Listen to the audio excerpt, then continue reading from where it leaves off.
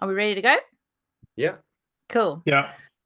Hello, welcome to Celebrate Southern Africa. My name is Dawn Denton, and today I am chatting to two very talented people who are writers, but also have a passion for something that I have a passion for. My favorite teacher at school was my history teacher, and I spent my time in Europe being a tour guide. So history has formed the foundation of everything that I've done since I was about, I'd say, 13.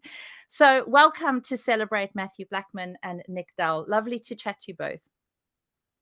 Thanks for having us. No problem at all. I've often wondered when you're writing, because writing is so solitary, how do you collaborate? What is a good mix for a collaboration? So Yeah. I don't know. Nick is normally quite good at explaining this. So Go for it, Nick. Okay. Yeah. So, I mean, I guess the first ingredient is we've been friends for a long time, so that helps. So we're not like too precious about, we're happy to tell each other if we think something's rubbish or whatever. Um, and the way we did it, so the first book we wrote during lockdown. So we couldn't meet, like it just was an impossibility. So we communicated a lot online, on the phone, and all of our books have about 12 chapters, 12, 13. And in each of them, I've written 6 and Matthew's written 6. And then I'm always the first person to read Matthew's chapters, and he's the first person to read mine. And we're not like shy about editing and changing stuff and cutting and adding and whatever needs to be done. And we've tried to, like, over the years, we've developed a style that is neither his nor mine. It's like the style of our books that we try to, if you know us well, I'm sure you could tell who wrote which chapter, but hopefully it's not like glaringly obvious. And history-wise, has it always been a passion for you, Matthew? Is it something that you've always enjoyed, or is that a new thing in your adult life? So no, I was always interested in history. As a child, my father read a lot of history books to me, and then I went to university and I only did first year history, and for some reason I got more interested in literature, and it actually took a while, maybe 10 or 15 years, I guess, to come back to history. Um, it's yeah. I mean, I'm not quite sure what pathway led me back there, but it was actually well, one thing, a defining moment was something in South Africa that we had, which was Rhodes Must Fall, and I started really trying to work out what the history of our country had been and Rhodes's role in it, and I think that is when I kind of got hooked on history. But how we ended up writing history books was that we just both realized that we were beginning to write histories independently, and we wanted to do something together. And we were like, well, why don't we write a history book? We're both sort of dealing with the history of South Africa in our own work. Like, why don't we try and put a book together? And I'm not very good at finishing anything, and Nick's very good at like basically what's a polite way of, well, maybe this isn't a polite way of saying, but Frog cracking marching. and Yeah. getting things done. I can procrastinate and but so the collaboration worked well. But how we came to history was yeah, I mean, we both just started for one or other reason looking at South African history, and I guess it's a fascinating country, South Africa, and it has a fascinating history, and it is really sort of underrepresented in the world of books. And actually, generally speaking, most people around the world only know one story out of South Africa, and that's apartheid and Mandela. But it's a far more diverse and far more bizarre and quite peculiar history, and with lots of nuance and confusion. So yeah, and that's what I love about our history in particular. Oh, I love it. And there's a very close link between the town I live in the UK, in Frome, and the Rhodes Memorial in Cape Town. Those lions were cast here in Frome. So yeah, it's a very tight connection. But it's really interesting that you talk about not finishing things, because I've got about 12 books that I've started, and I have them on a list of things to do that I just never get to. I also find that bringing together your past into the modern world is really quite tricky, because we are assessing the past using our values of today. Have you found that really tricky when you've been writing, Nick? Is that something that has been hard, or is that quite a simple journey for you? Yeah, I mean, people often sort of say, oh, you can't judge so-and-so by modern standards, like he was a man of his time and stuff. But what we've done always, and it hasn't been that difficult, we kind of think that is nonsense to a degree, because good and bad haven't changed that much. People are there's a general understanding of what's good and what's bad. And the way we've done it is we don't need to stick our oar in and just sort of give our opinion. But when in Rogue's Gallery, which is a book all about corruption from 1652 to today, we're not saying we think Rhodes was corrupt. We're just finding newspapers, journalists, politicians who thought he was the worst thing ever to happen to South Africa, who lived in his time, Yes, there were people who loved him, but there were plenty who hated him. So we just use contemporary sources to make the point. We're not really. We do have an opinion, but we're using the opinions of people who lived with him to like make the point. Yeah, I often wonder what kind of information, how do you fact check? Because that's kind of what I was going to say. How do you fact check? Because we also, so growing up in apartheid South Africa, my history books, as we know, with the history always is written by the victors, and there is a sense of manipulation in the truth, I would say. And sometimes it's about the truth of that person who's written it. And I kind of wonder how you would fact check. And I know South Africa is not that old, in the sense of 1652 is not like pre-Roman, you know what I mean? So how would you fact check some of those things? So, certainly in the case of Rhodes, it was true, but actually I think in the case of most of the stuff that we've written, there's always been a law, a case that has gone through the courts. And in those, in particular with Rhodes, there was one, and it was incredibly interesting to read what the witnesses said and what evidence they brought and what the judges decided on. And even though they didn't decide that Rhodes was guilty, there was a lot in there that showed, like they mentioned, oh, well, there were these monies that went missing and this. And so, and then quite often it's always replicated elsewhere. So you find similar kinds of, for example, the letters of Olive Schreiner are just riddled with information, and she's plucked out little bits and somebody's told her this. So there's always this corroboration, quite often between law cases, things that have gone through the courts, and people's personal, letter writing and correspondence. So, and then there are always newspapers. And actually, what is really interesting is that, so much is actually reported in these newspapers at the time, particularly, around in Kimberley. The Diamond Fields Advertiser, for example, was, it at various points became quite a sort of pro-Rhodes newspaper, but there's a lot in it. And when you read one person's negative take on something, and then you read the positive take, and you read the sort of ideological kind of cover-up, you can kind of begin to see, it in that way, it becomes a kind of fact check. Oh, right, this guy who's a famous Rhodes supporter is saying this in this newspaper. I wonder why he's saying this. It's obviously because this has happened, and all of these things that everybody else is saying about him is obviously true, and they're trying to, there's a cover, and it's really interesting in that we were living through the Zuma period, where all of that was actually happening, in sort of real time, with things like the New Age newspaper out here, which was, You know, it was really interesting to see how, like, nothing really changes very much. So fact checking, you know, once you pick up on a narrative, you find it in lots of different places and with lots of different ideological takes on it, but it's kind of all there and it gets repeated over and over again.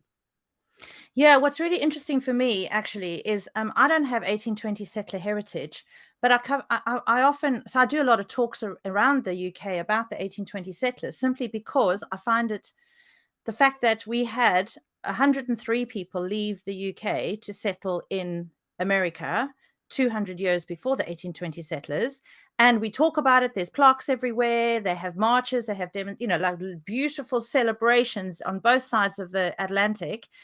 And yet 200 years later, almost 4,000 people left Britain to settle in South Africa. And for some other reason, we just don't talk about it. People in this country don't know about it. I mean, there's 54 that left the town that I live in Somerset. And I just think it's something that there's this big gap. And I wonder if South Africa's history has been so embedded in politics that it feels like we now need to move into a new time of writing something different. Do you think that the country is ready for that, Nick? Or do you think the country is still kind of going to stick to that political foundation that we found ourselves in the last, I'd say, 400 years? I'm not quite sure what you're talking about, people like us and the history books that we write and Yep. sort of straying from politics. I mean, I think we've written 3 books. The first one was about corruption, and so it was typically about leaders, but it was also, you know, once you've got a corrupt leader, you've got all the people that he's doing corruption with, and our books, we've always tried to make them sort of stories. So, you know, like we try and weave, like, tease out the interesting threads on the side and that kind of thing. So someone like Lady Anne Barnard comes into the book quite a lot because she, you know, in addition to the many, you know, like being such a trailblazer, she was one of our first whistleblowers, and she actually got rid of a Governor George Young. Our second book is definitely the most political. It was about elections, so it's hard to not write a political book if you're writing the history of elections in South Africa. And then the most recent book we've written is called Legends, and it is, I don't have a copy at hand, but I do have one here if I just lean over. So it's about people who changed South Africa for the better. And there are obviously politicians in there. Mandela's in there. Gandhi's in there. But a lot of the people aren't politicians, and we're definitely trying to move away from that. So I'm just looking at the cover. Olive Schreiner, you know, she was political, but she definitely wasn't a politician. Miriam Makeba, you know, she was a singer. I don't think it's possible to avoid politics entirely. But I think that would be, I don't think we're ready for that because it is such a political country. Salem Alan is in there. I don't know if you know about Salem Alan. No.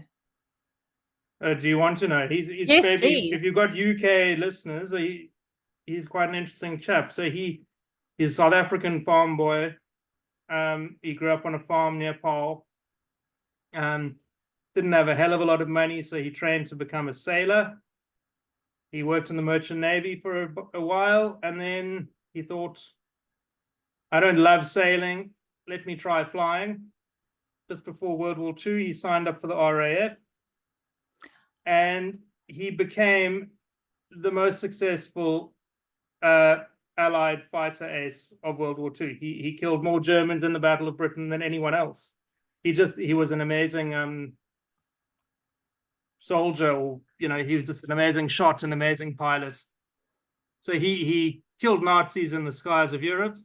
He was very famous. Winston Churchill was his son's godfather. You know, he was that kind of level of loved. And then he came back to South Africa, and a few years after he got back, the apartheid government won the election. And he was trying to sort of retire to a farm outside Kimberley, but after a few years, he he felt the need to do something. You know, he'd gone to Europe to fight fascism, and now he'd come home and he felt fascism on his own doorstep. So he led a movement of 250,000 white ex-servicemen in opposition to apartheid, known as the Torch Commander. And the Nats were extremely scared of them for a while.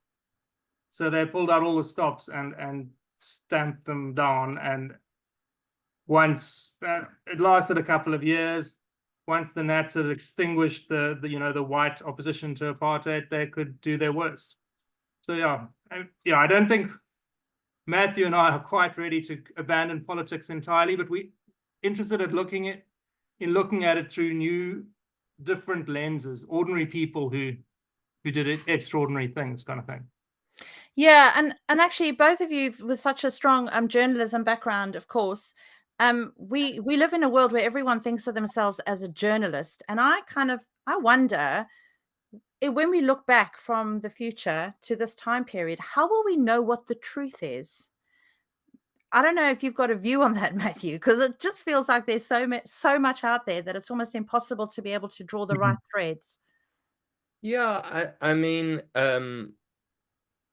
you know, there was an English philosopher, Bernard Williams, who said, you know, the truth is two things, or two things kind of define it, is authenticity and accuracy. And what he meant by authenticity was, you know, somebody might say, you know, I think it's going to be hot today, and it turns out to be cold. You know, and this person did believe that it was going to be hot, you know, like they didn't say it out of, they didn't, you know, they weren't trying to hoodwink anybody. They had a proper belief. They turned out to be wrong, and it wasn't really, you know, truthful in that sense. It didn't turn out to be true, but that person, and I think hopefully we can see, you know, the people who have, you know, this authenticity to them, and who actually say things that they believe, and not just saying things because it's popular or they think they'll win an election with it. And, you know, there actually are very few people around. I mean, you know, that's the one peculiar thing about democracy, and I'm a big fan of democracy, but is that it's driven, you know, people to be inauthentic, people to say things that they don't really believe in, but they think they're going to win an election if they say certain things. So it is a very difficult world that we live in. But I think people who live, so much of our problems now, I believe, is emotions. People are way too over emotional about their political beliefs. And I think people will be able to, hopefully, in years to come, when they divorce themselves from that emotion, look at things a little bit more objectively and say, you know, here was a person who generally, you know, said what they believed was right, you know, and we can find out that they were actually factually correct by, you know, essentially looking at a whole lot of other sources, and maybe, you know, using some kind of scientific method. I think it will be, you know, I think the one thing that we don't seem to really recognize at the moment is just how emotional, you know, particularly people like the Trump supporters and, you know, Boris Johnson supporters are. These are highly emotional human beings who are making deeply emotional decisions about, you know, about their politics. Most people are like, oh no, I'm just a man's man, and that's why I'd vote for Trump. I don't believe that at all. I think there's so much emotion in all of this, you know, post-truth world, and that's what's so confusing for everybody. And I think later on people will be like, I wonder why those people were so emotional about these things. You know, the emotion will die and the truth will be revealed. Or that's maybe I'm completely wrong, but that's my sort of take on it. You also have to wonder, like, so much of the stuff and the misinformation is on social media and stuff. Is that stuff gonna survive? Or are the facts going to survive? And then will it be much easier to understand what was going on? Yeah. Because, you know, if Trump's saying that immigrants commit more crimes and eat dogs and all of that, but then the facts actually show that they're less likely to commit crimes than people who were born in America, you know, like, I don't know. You know, Matthew and I have a wish that the truth will prevail, but, you know, I guess it's up to people like us and many others to kind of defend it. There's a sense of responsibility, and I think for us who value the truth, really, to take that into the future. I often notice children coming from a teaching background, they really love history when they're children. They dress up as kings and queens, and they love it. And then it feels like we lose history until we're like 65 and ready to research our family tree. And I kind of wonder what we can do in that gap in the middle to encourage people to be inspired by history, and possibly it's be reading more books like you guys have written. And but what's going to make people pick those books up? So that is our mission. I mean, is to kind of get South people to, because there's this sort of misconception in South Africa that, and I think it's got a lot to do with the apartheid history curriculum, which was basically a pack of boring lies. They weren't even interesting lies. So, like, at least make your lies fun. But so there's a misconception that South African history is boring. But the fact of the matter is, both Matthew and I are actually failed novelists. And I can only speak for myself, but I know that one of my failings was that I wasn't great at coming up with a plot that was plausible. And now what I love about writing history is my plots are not remotely plausible, but they did actually happen. So I'm not wrong, and nobody can accuse me of being a fantasist, because this is actually, our history is so crazy. And this chat so far has been quite serious about truth and politics and stuff, but our books, they do have that in them. There is a central narrative of truth and all of that kind of thing, but they're actually quite funny. The first one is about corruption is hilarious, because we make as many jokes as we can, and when you're dealing with these really, really corrupt people, the jokes come easy.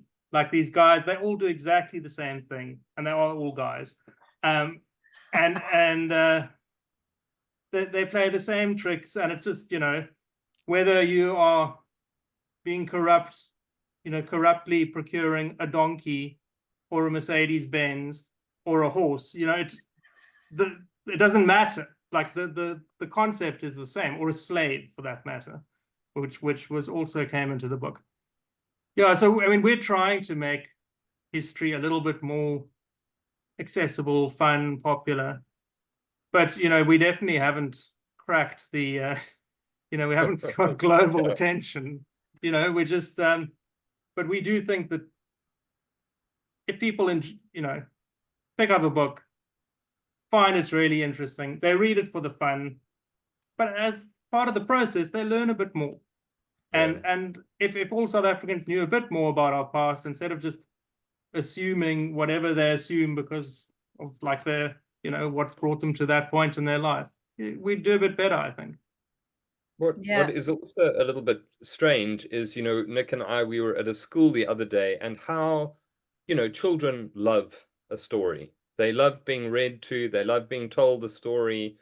And so when we sort of, said, who likes history, like literally the whole class is going, me, little children absolutely, love being told stories. And I'm not really sure, particularly in South Africa, it's quite bad. As people get older, they seem to want to reject things like, oh, books are boring, and I think quite often with little boys, other little boys start saying, oh, you read books, that's boring. And there's this thing about, losing interest in storytelling, which I think is, very, it's one of the great mysteries in my life, because I never stopped loving stories. In fact, I can't even go to sleep at night without having an audiobook playing. I have to have stories all the time. I feel like I'm a little child in some ways. But I mean, that love of storytelling and having a story told to you is very much part of what it is to be human and a child. And I don't know why that gets lost at some point. I think in South Africa, it's something to do with sort of a masculine kind of society that doesn't admire storytelling or literature, or it finds it sort of, I don't know, whatever the word is for that. There's clearly a lot of work to do then. Yes. No, and hopefully making things fun and not not onerous on children. Oh, you have to read and you have to do this. That actually, when they find joy in what they're doing, then that's part of and that's kind of what Nick and I are trying to do, is trying to make popular history and make it light and make it readable and make it, amusing and all of those things, and in an attempt, not a very good attempt at the moment, as Nick said, to try and sort of encourage people back into reading. Oh, well, I think it's the most wonderful thing. And I also grew up with lots of books and lots of stories, and it's lived with me forever. And so what's next, guys? Cool. Well, Nick, we've got lots of ideas and not much energy. So I think what we would like to do is just leading on from your previous question is we would both like to write a children's history book. We're just trying to work out what age to target it at, how to do it exactly, how to get people to read these stories. Like there are a few, but just, I don't know, a bit more accurate. The stories being accurate doesn't have to ruin the story, like it can. And yeah, I think that would be nice. We're definitely going to continue grappling with our history. That's for sure. We've tried to start a podcast. We did that for a while. We need to. As you said, I mean, Matthew says I'm a good finisher, but I'm not sure it's so true. Like you said, you've got a dozen books on the go. We've also got quite a few things on the go. We did do 3 books in, what was it, 4 years, Matthew? So that there's definitely, we're not writing a book right now. We're both like just taking a little breather. Yeah. And just to finish off, I'm sure people always ask you, but what character in history do you absolutely love or are most shocked about when you've started uncovering stuff? Let's go with Matthew first. So the person who, I mean, he didn't lead he led a very interesting life, but there was no sort of, great heroic moment or anything. But there is a writer politician in South Africa called Sol Plaatje, who was a person of color and was one of the founders of the ANC.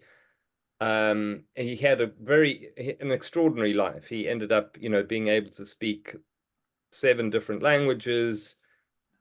He was a really, really extraordinary person, and his writing is so, I have so much sympathy and love for him. He is just such an incredibly generous and warm and decent human being. And yeah, I mean, every time I encounter him or any of his writing, I just sort of, that he for me and I'm not even really sure why I always say Sol Plaatje, because there are people like Mashweshwe who are, led incredible lives. And, he's another person who I love. But Sol Plaatje for me, just because he was so decent and honest and actually led a very tragic life in the end, in that he, all his political dreams and aspirations, crumbled in front of him. And it is a kind of tragic story, but not tragic in the sense of great tragedy, or more like sort of slow decline, which yeah, I mean, it sort of affects me a great deal. Wow. Nick, yours. Yeah, it's hard to choose one, isn't it? So yeah, I mean, someone who's fascinated me and who comes into all 3 of our books is a guy called Eugene Marais. And I don't know that I necessarily approve of him, but I just think, they always ask that question, who would you like to have invite to a dinner party? And he would really be up at the top of the list. He was born to Afrikaans parents in Pretoria, but he went to an Anglican school and spoke English. So he was like that sort of fancy Afrikaner who actually spoke English at home during Paul Kruger's Republic. But the age of about 16, he was a journalist, and he hated Paul Kruger, and he wrote this biting criticism of Kruger daily as a 16-year-old journalist. By 20, he was like sort of public enemy #1 in Kruger's Republic. So he very nearly managed to defeat. He ran a political campaign for another guy, an older politician, who very nearly defeated Kruger at an election. I think he did win. That Kruger just cooked the books. That's what seems to have been the case. And then Marais, he just did so many things with his life. The journalism was just one little corner of his life. He went to London supposedly to study to be a lawyer, but he kind of wangled his way into university, kind of sort of didn't really do any work. He like went to the London Zoo and played with chimpanzees and adopted a marmoset and this kind of thing. And he was a lifelong morphine addict. And then he came back to South Africa, like during the Boer War. He was not quite colluding with the British, but almost, like as a Boer, but while proclaiming to be a proud Boer. He then went and sort of lived in the bushveld and watched baboons and termites and wrote these books about the social organization of baboons, 2 separate books, and termites, that like amateur biology, but like he got a lot right. He got quite a lot wrong too, but like sort of Jane Goodall, Gorillas in the Mist, but Eugene was doing it good 60 years earlier with zero training. And he was a poet. He wrote the first piece of Afrikaans poetry that's any good. Most of us studied it in high school, a poem called Winternacht. Oh, yeah. So, and it's a beautiful poem. I mean, so he was just such a varied person, and he somehow, despite this terrible morphine addiction, he made it to 60 odd before borrowing a shotgun and shooting his brains out. But he was a very, very interesting person. Yeah. Wow. Well, I have really loved learning from you guys, because I have learned so much chatting to you, and I'm so excited about getting your book. So can you just run through where people can buy your books, and if they're in South Africa or they're abroad, can they buy them easily from abroad, possibly even for delivery in South Africa for friends and family? That would be great. So they are. Do you want to go, They're Matthew? easy to buy in South Africa. They're easy good. to buy in South Africa. And they're on Amazon. Like, I don't know that you can always get a print copy in the UK. Like, some of them you can, depending on, you know, how many people have ordered that week, kind of thing. But there is a link I sent you earlier, Dawn, that has sort of a collection of all the various things to find each book. Yeah. I'll pop those on the with the video as well as with the podcast. So that's all pretty good. But thank you guys. Thank you so much. I really appreciate you chatting. And yeah, please just stay in touch and let us know what's happening with the next book. And yeah, we look forward to finding out more about your journey. Great. Thanks. Thank you for having me. Thank you so much. Thanks, guys.